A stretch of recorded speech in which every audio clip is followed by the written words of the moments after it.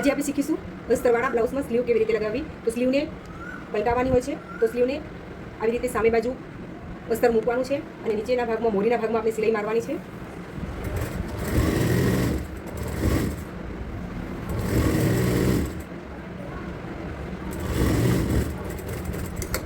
આપણી સિલાઈ મરાઈ ગઈ છે.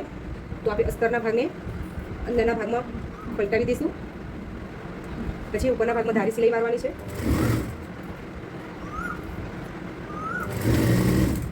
ધ્યાન રાખી કે આપણા મોરીના ભાગમાં આંટી ન આવે.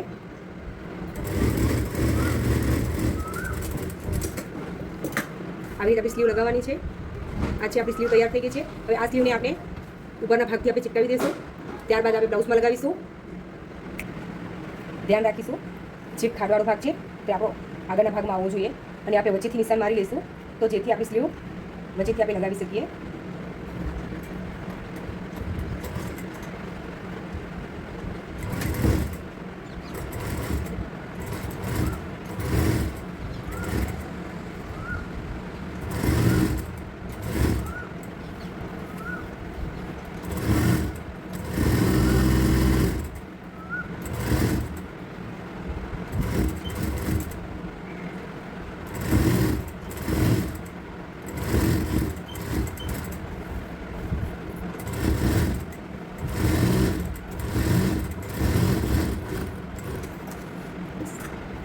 આપણે કવર સિલાઈ કરવાની છે. તો કવર સિલાઈ આપણે કેવી રીતે કરીશું તો અને સામી બાજુથી આપણે સિલાઈ મારીશું.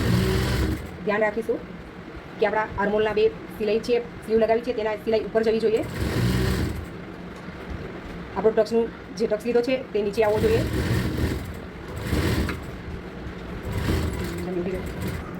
કવર સિલાઈ મારવા બાદ આપણે વધારાનું કાપડ છે એને વ્યવસ્થિત આપણે કાપી લઈશું. વ્યવસ્થિત કાપ્યા બાદ આપણે એમની કવર સિલાઈ કરીશું. તો આવી રીતે પલટાવી દેવાનું છે. આપણે કવર સિલાઈ કરવાની છે.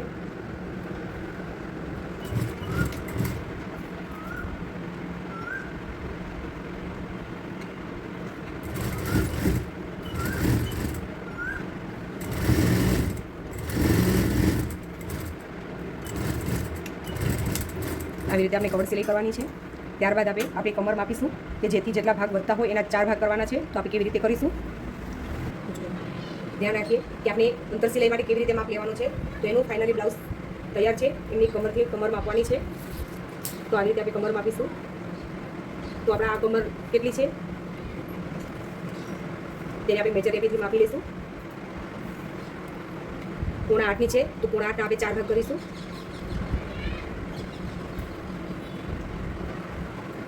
તો આપણે અંતર સિલાઈ કાઢીશું. 2.5 ને 1 દોરો. તો 2.5 ને 1 દોરો આપણે કેવી રીતે લઈશું જે આપણી સિલાઈ મારી છે ત્યાંથી જ આપણે સિલાઈ મારવાની છે. ત્યારબાદ આપણે નિશાન પાડવાનું છે.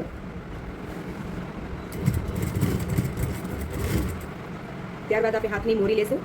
તો આપણું બ્લાઉઝ આપણા પાસે છે એમના માપનું. તો આવી રીતે આપણે મોરી લેવાની છે.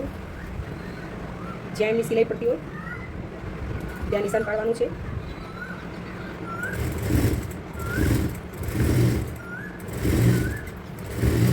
જો આપણે ડાયરેક્ટ ન ફાવે તો આપણે સ્કેલથી પેલી લીટી પાડી લઈશું. જે અંદરના ભાગમાં એ સિલાઈઓ મારવાની છે પેટ માટે.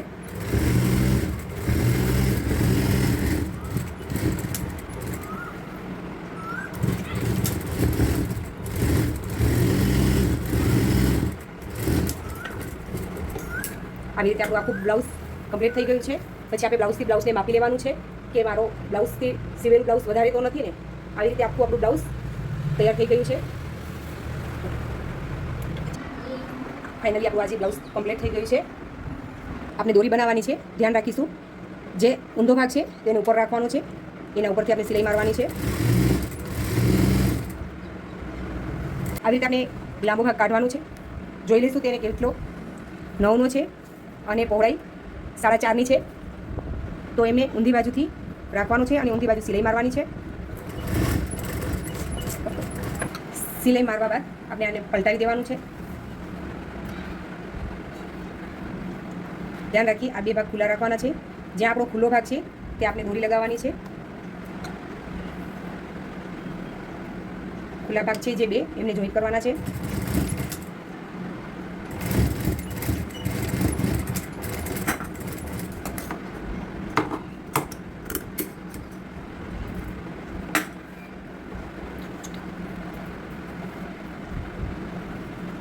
આપણું કુમકુમ બનીને તૈયાર થઈ ગયું છે. હવે આપણે બ્લાઉઝમાં દોરી લગાવીશું. તો ધ્યાન રાખીશું જ્યાં આપણા શોલ્ડર છે ત્યાંથી 2.5 ઇંચ નીચે લગાવવાની છે.